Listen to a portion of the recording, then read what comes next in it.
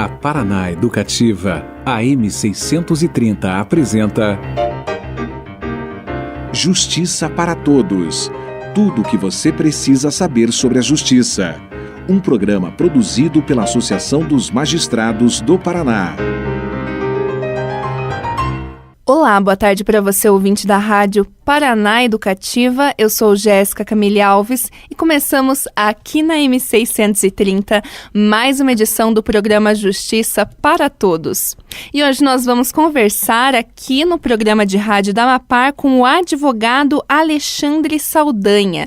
Ele traz para você, ouvinte, mais informações sobre um assunto muito interessante, o bullying e o cyberbullying. Vamos falar mais especificamente como tem funcionado o combate a essas práticas aqui no nosso país. E você, ouvinte, sempre pode participar aqui com a gente, dando a sua opinião, falando a sua dúvida, ou até mesmo sugerindo algum tema aqui para o nosso programa, por meio do nosso Facebook, no inbox, procura lá Justiça para Todos, programa de rádio da Amapar. Quero cumprimentar aqui o doutor Alexandre. Boa tarde, doutor, e muito obrigada por aceitar novamente nosso convite. Boa tarde também a todos os ouvintes aqui da Paraná Educativa. É um prazer estar aqui, é um prazer falar sobre o tema com vocês nessa tarde. E doutor, para a gente começar então a nossa conversa, o senhor poderia primeiramente explicar para os nossos ouvintes que não estão tão situados com esse assunto, o que significa atualmente a gente falar de bullying e de cyberbullying? O que caracteriza essas práticas? Veja, em relação ao bullying, a gente pode considerar como todas as atividades agressivas de um aluno direcionado a outro com a finalidade de humilhar. E isso acontece geralmente no pátio da escola, no recreio, na sala de aula, na hora da educação física e geralmente naquele momento da saída e da entrada dos alunos. Já o cyberbullying são todas aquelas atitudes praticadas na internet de humilhar e de dar apelidos, de fazer gozações de forma sistemática dentro das redes sociais, seja isso no Instagram, no Facebook ou em qualquer outra rede social, como por exemplo o WhatsApp, onde é feito, por exemplo, comunidades ou é feito grupos com a finalidade de ridicularizar os colegas, ridicularizar qualquer tipo de pessoa de forma sistemática.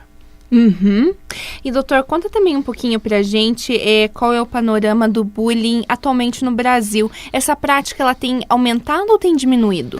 Aqui no Brasil, segundo um estudo da Unicef, o Brasil é o quarto país do mundo com maior incidência de bullying, né? Nesse estudo, 43% dos estudantes entre 11 e 12 anos disseram ter sido vítimas de violência, e tanto na escola quanto fora dela com o cyberbullying.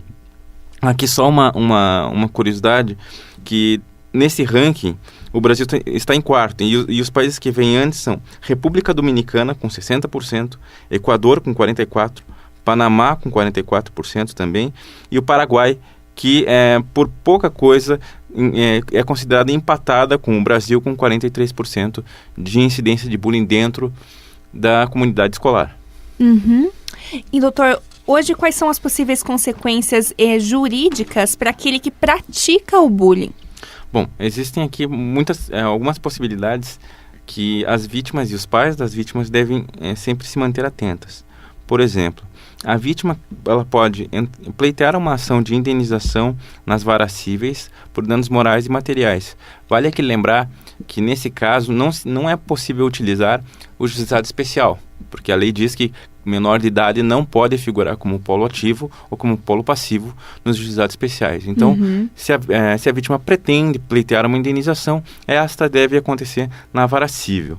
Ela também pode, a família da vítima pode levar esse tema também para a vara da infância e da juventude, posto que o bullying ele não é crime, mas algumas de suas atitudes elencadas, por exemplo, na lei federal, na lei estadual e na lei municipal, são equiparadas a ato infracional, que no caso, como é menor de idade, não comete crime, comete ato infracional. Então você pode levar esse tema para ser debatido e julgado na vara da criança e do adolescente.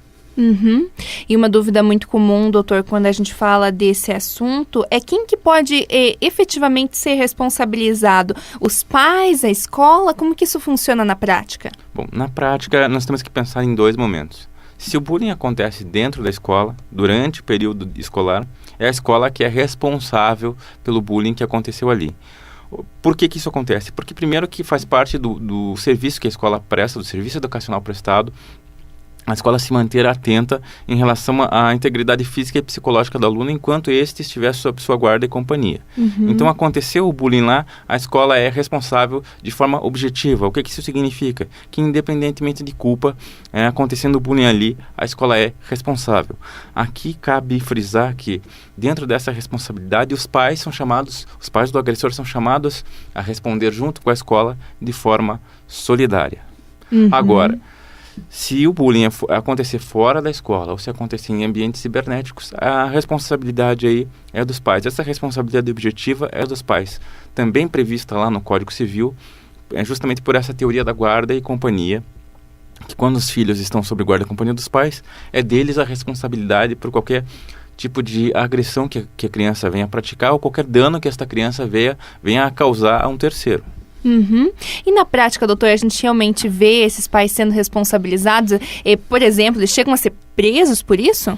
Presos não, porque o bullying não é crime. Isso tem que ficar bem frisado, que o bullying não é crime. E, inclusive, nenhuma das nossas legislações nacionais são previstas qualquer sanção por causa de bullying. Então, até porque a gente vai ver que, lendo a lei, que as leis têm um caráter são sugestões de prevenção, não tem nenhuma sanção. Então, os pais não vão presos, a criança não vai presa porque bullying não é crime. Mas sim, a gente vê, já tem no judiciário muitas jurisprudências, muitos julgados em relação a isso, com condenações relativamente vultuosas por danos morais e materiais. Uhum. E, doutor, conta um pouquinho também para os nossos ouvintes de que forma que a sua experiência pessoal perpassa por essa temática do bullying. Bom, eu fui vítima do bullying durante 10 anos, né? Desde dos primeiros anos do colégio até o final do meu ano, lá desde o ensino fundamental até o final do colégio. Daí, quando eu entrei na faculdade, eu comecei a estudar o tema. E lá na minha monografia eu escrevi as primeiras teorias de bullying e responsabilidade civil que a gente tinha no país. E daí, então, há 11 anos eu faço desse tema o meu trabalho, tanto científico quanto na advocacia. Uhum. E também dou palestras desse tema. Nós estamos conversando aqui no estúdio da Rádio Paraná Educativa com o advogado Alexandre Saldanha.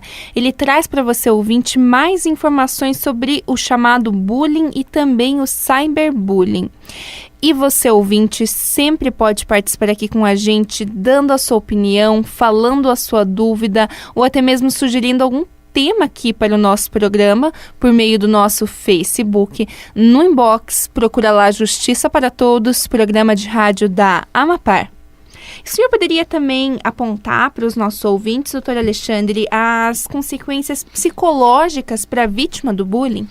Bom, essas consequências a gente tem que dividir em 3 grupos, porque quando acontece o bullying no ambiente escolar, 3 grupos de estudantes sofrem essas consequências. Primeiro, a gente tem que entender que quem sofre o bullying diretamente é a vítima, né? Ela tem baixa autoestima, depressão, dificuldade de relacionamento futuro, né? Porque ela acaba criando diversos mecanismos na hora de ter as suas relações intersubjetivas, então ela acaba tendo muito receio de fazer novas amizades, receio de conversar, de falar em público. Então, o bullying para a vítima ela é muito complicado.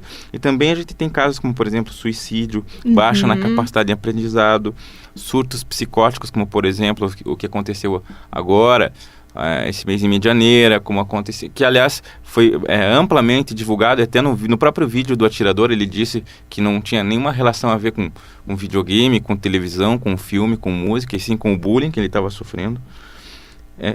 Também a gente tem que lembrar que de forma indireta a família sofre, né? A família da vítima, a família dos agressores, a família do espectador, todos que estão ali envolvidos direta e indiretamente no bullying praticado também sofrem as consequências da pressão psicológica que isso gera. Uhum. E, doutor, a gente tem visto nos últimos anos esse tema ser muito debatido, né? O senhor vê resultados positivos decorrentes desses debates? A gente está avançando nesse tema? Olha, assim, é muito interessante que se tenha debatido, é crescente realmente a veiculação do tema em diversos tipos de mídia. Isso é interessante porque faz com que as pessoas entendam que o bullying existe. Agora, o que acontece? Na prática, esse combate ao bullying, ele tem sofrido alguns problemas porque nessa forma de divulgar não é dito exatamente o que é o bullying, como ele acontece, ele não é classificado de forma correta, o que às vezes pode gerar alguma confusão para quem ali vai entrar com uma indenização, até mesmo para o professor que está lidando com isso, com a escola, com a direção. Então, o que falta não é só a ampla vinculação para que as pessoas entendam o que é, mas na tratativa é classificar de forma correta. Mas de toda sorte, claro que isso ajuda muito as pessoas a entenderem que existe esse problema social e que ele deve ser combatido. Uhum.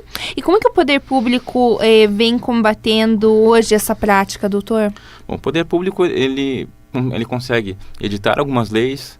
Essas leis nem sempre são muito boas, mas elas trazem o assunto à discussão, o que faz com que algumas escolas, até mesmo algumas iniciativas do poder público, contratem alguns especialistas, às vezes não tão adequados assim, tratam o tema, e isso acaba fomentando, às vezes, de uma forma incorreta, o que eu sempre falo nas minhas palestras, uma espécie de contrato de mediocridade.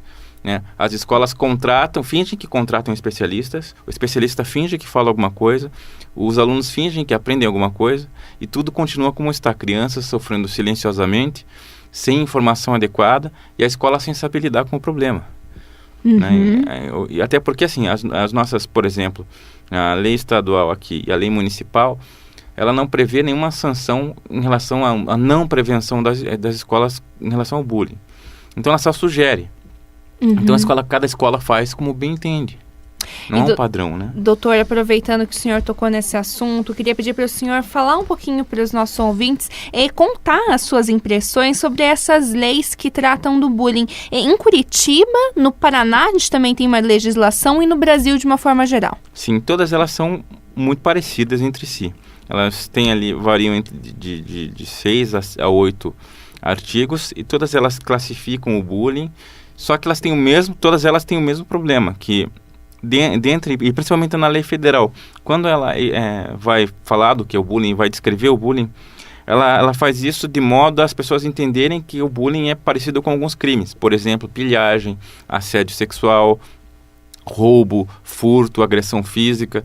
Então, assim, quando as pessoas vão entrar com uma ação de bullying no judiciário, elas ficam temerosas, porque não sabem se isso vai acarretar algum tipo de sanção penal ou coisa parecida. Então, o que falta para essas legislações todas é enquadrar o bullying como, por exemplo, assédio moral, e prever algum tipo de sanção civil, por exemplo, indenização, desculpas públicas, por exemplo, só uma sugestão. Mas para que as pessoas tenham a clareza em relação ao que é o bullying e quais são as suas consequências, e como a escola deve coibir esse tipo de atitude. Porque do jeito que está aqui, a escola também não consegue, ela não sabe o que fazer de jeito. Uhum. O que a gente precisaria, então, doutor, em termos de legislação, em aprimorar ainda?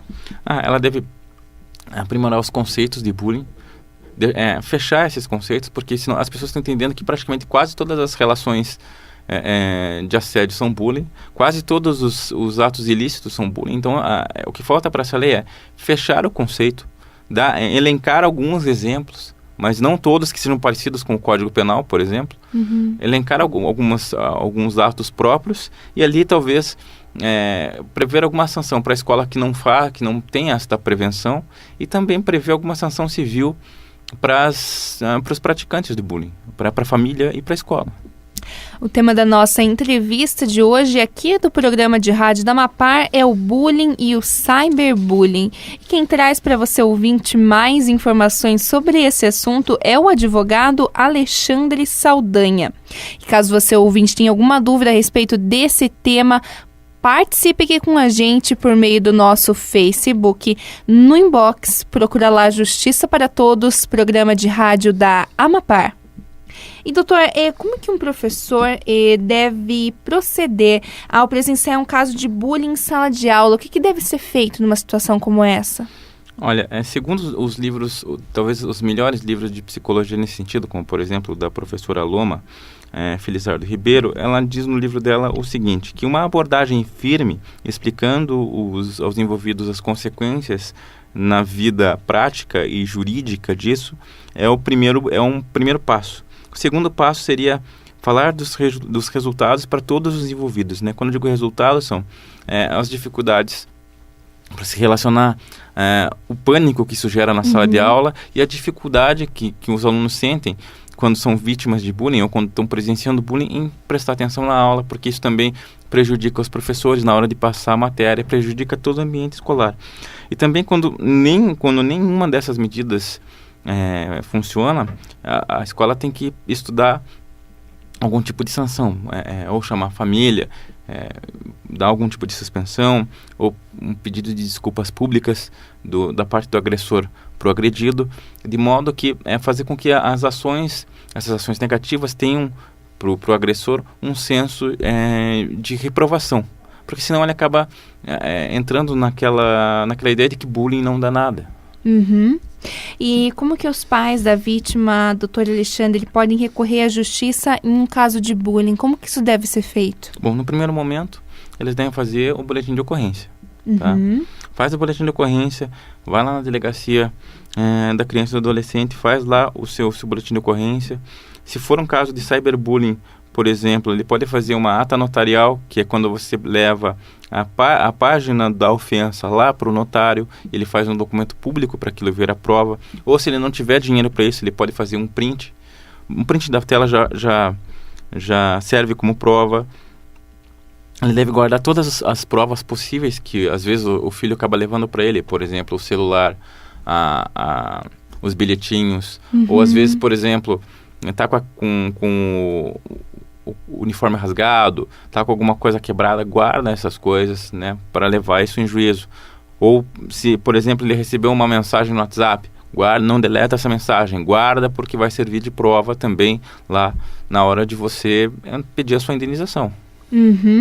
E, doutor, acho que também um ponto bem importante para a gente esclarecer para os nossos ouvintes seria quais são os cuidados que os pais têm que tomar para identificar também que o seu filho está sendo vítima do bullying, porque a gente sabe que nem todas as crianças vão chegar até a família e vão contar isso explicitamente, né? Sim, é importante até para que eles entendam, que eles devem levar os seus filhos para um acompanhamento profissional específico, como, por exemplo, um profissional ligado à área de saúde mental e comportamental, como, por exemplo, os psicólogos, terapeutas, porque isso ajuda muito na recuperação da qualidade de vida da vítima, porque ela apresenta algumas características próprias, como um comportamento depressivo, ela perde o prazer no que ela tinha como seu hábito, né, como seu passatempo, ela vai ter distúrbios alimentares, ou fome demais, ou ausência do apetite. Ela vai ter um comportamento de se autodepreciar, porque daí ela acaba entendendo que se ela se depreciar antes do agressor, ela talvez não seja uma vítima.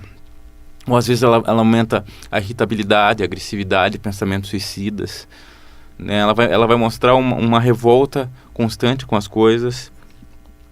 Então, até porque assim, ela pode em alguns momentos mais difíceis desenvolver algum tipo de pânico, porque essa exposição contínua do medo, do bullying, esse estresse contínuo, acaba sendo um gatilho desses distúrbios comportamentais, né?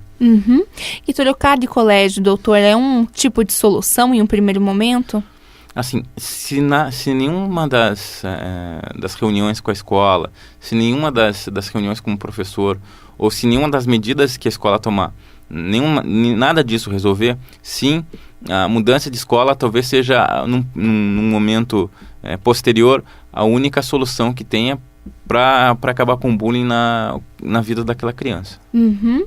Queria falar um pouquinho mais com o senhor também, doutor, sobre a questão do cyberbullying. O cyberbullying é mais difícil de fiscalizar? Como que isso tem funcionado? A gente sabe que todas essas relações na internet, elas potencializam também até mesmo alguns tipos de ofensas, né, doutor? Sim, por exemplo, o Facebook hoje tem um mecanismo que você pode fazer denúncia no caso de bullying. Uhum.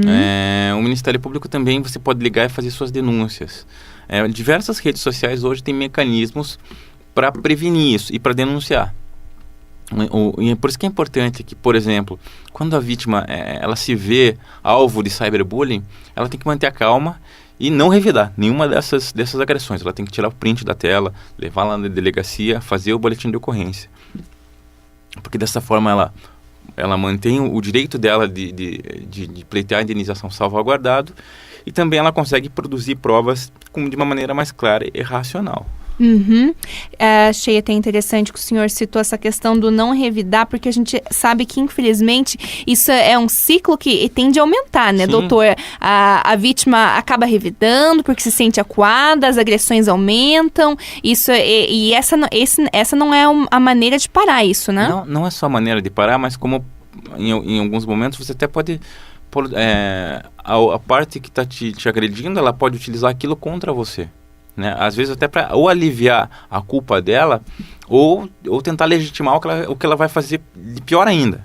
Uhum. Então assim, como eu disse, reforçando, é sempre apropriado que a vítima não se manifeste de modo revanchista, né? Que ela não responda, que ela não reaja a isso publicamente na internet, porque isso acaba prejudicando o direito dela de pleitear a indenização ou de qualquer outra coisa, o que ela pretenda fazer no judiciário. Uhum. E voltando a essa questão da indenização, doutor, acho que é interessante a gente deixar bem claro para os nossos ouvintes, quando a gente está falando nessa indenização, seria uma indenização por danos morais, então, né? Sim, por danos morais e materiais. Por quê? Veja, a gente entende que a vítima de bullying, ela perde, por exemplo, a capacidade de prestar atenção na aula. Ela tem a sua capacidade de aprender reduzida. Esse pânico de ser vítima diminui a capacidade de entender as matérias. Isso é praticamente a perda de uma chance de ser um bom aluno.